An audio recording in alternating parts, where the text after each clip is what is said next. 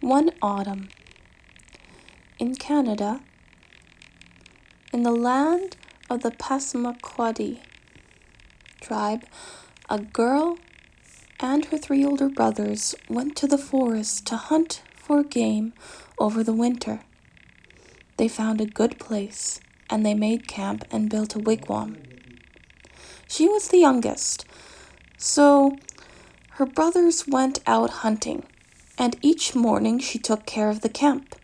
She gathered the firewood and repaired their wigwam, and she also prepared dinner for when they came home. Before nightfall, the brothers would return carrying the game they captured. Over dinner, they would tell stories to each other. One night, the brothers were silent, and the sister asked them why they were. Her eldest brother said, "Today I saw strange footprints to the north, like those of a man, but much larger." "So did I," said the brother who went to the south.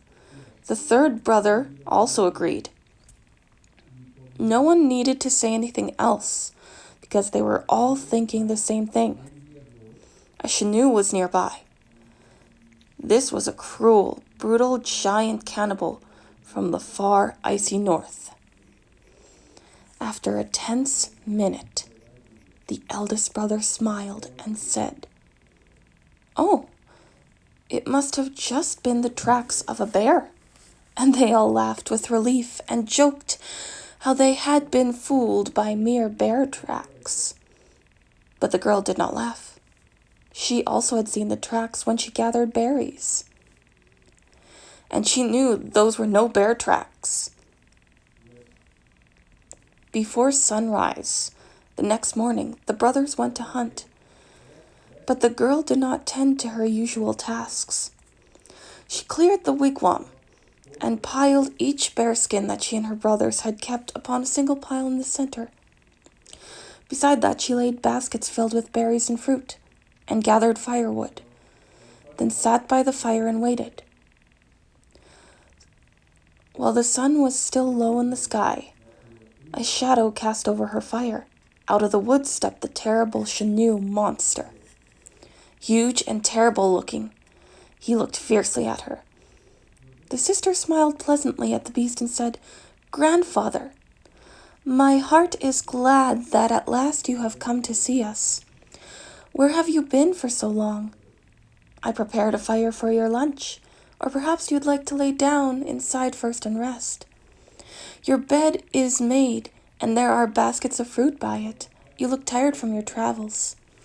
The monster was amazed beyond measure, because he expected yells and prayers. He wondered and let himself be led into the wigwam. The girl said she had brought a suit she had stitched for him. So he dressed himself and was cleaned. He sat inside the wigwam on the bearskin bed. He did not lie down and look sad, but kept quiet. Eventually, the girl went and gathered wood for the fire. The Chenoo monster rose and followed her. Now she thought, "My death is near, he will kill and devour me." The Chenoo monster asked her to give him the axe. She gave him it, and he began to cut down trees. The great pines fell right and left. The boughs were hewed and split as if by a storm. Soon a wood pile twice as high as the top of their wigwam was created. She cried out, "Grandfather, there is enough. You must be tired from all your cutting. Please rest."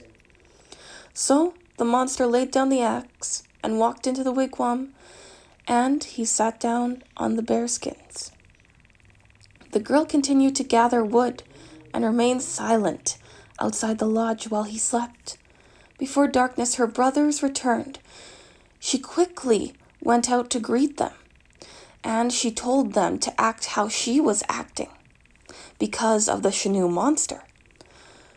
They started to object, but she said, "I am sure Grandfather will be glad to hear about your adventures later, but first give him time to rest." At that moment, the huge head of the Chenoo monster looked out of the wigwam.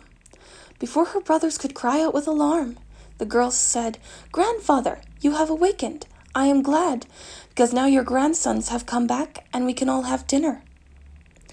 Turning to her brothers, she said, "And how was it with the hunt today?" "Not so good." "All I have is hair," said one brother.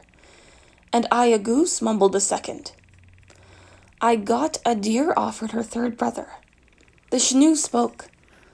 "Granddaughter, have your brothers brought no other game?" "Whatever your grandsons have hunted today, I will cook for your dinner, grandfather, in honor of your visit."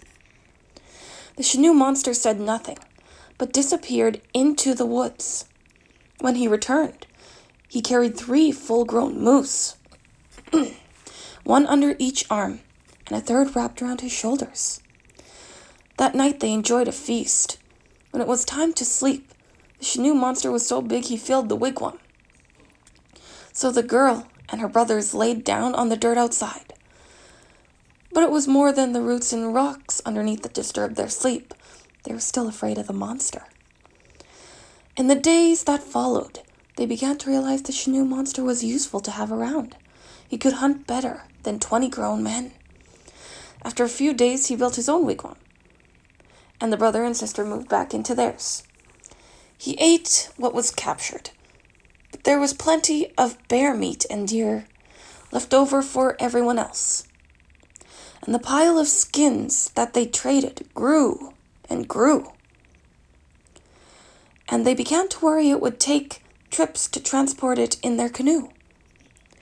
They stopped worrying that he would eat them, though the chances of dying of accident were high too, since he swung trees around like kindling, didn't watch where anything would smash, and the 3 brothers and their sister were far too polite to correct him. Eventually, the winter days turned to spring. The girl said, "Grandfather, soon we will return to our village." The Chenoo monster said, "I would like to come with you, but your people would scream if they saw me. I need your help." "Of course, grandfather. Anything at all," said the girl. "Build me a sweat lodge and bring hot coals to it," the monster instructed. The girl was surprised because she knew that the monster was from the icy north and always sat far back from the campfire. Still, they built the lodge, and when it was finished and had brought in plenty of coals, the Chenoo monster went inside. The sweat lodge pulsed with the red hue of the burning coals, but the Chenoo called out, "Bring more hot coals," and they did this several times. The girls heard the Chenoo monster moan and cough. Then she heard no more sounds. "Grandfather, are you all right?" she said. "Yes," said the Chenoo, in a voice they barely recognized. "Bring more coals." So they brought more coals and stood a great distance away, and it seared with heat. After many long minutes, the door creaked open, but out stepped what must have been the Chenoo monster. Yet he seemed much more like a normal, very old human, hunched over and wrinkled, with a white beard that reached to his knees. His wounds had healed. His teeth no longer grinned wildly all the time and were sharp. The expression on his face was gentle. He leaned over and coughed, and out came a piece of ice in the shape of a man. The girl knew this was the heart of the Chenoo monster. It was made of ice and shaped like a man. The icy heart made the monster fierce. "Throw it in the fire, grandfather," she said, and she picked it up and threw it into the campfire, but it was so fiercely cold that it put out all the flames. She restarted the fire, and her brothers chopped the icy heart into fragments with a hatchet until it finally melted. The man who used to be the Chenoo monster then smiled. "Let's go." So they hauled their pile of bearskins and baskets brimming with dried meat back to their village, where they traded their skins for whatever they wanted and shared the dried meat with everyone. They lived happily together for many years. And that is the story of how the kindness of a girl melted the heart of the savage Chenoo monster, the winter cannibal. Hello everyone, thank you for listening. I hope you enjoyed the recording and the drawing. That is the traditional story of the girl and the Chenoo, and it is from Canadian Indigenous storytelling.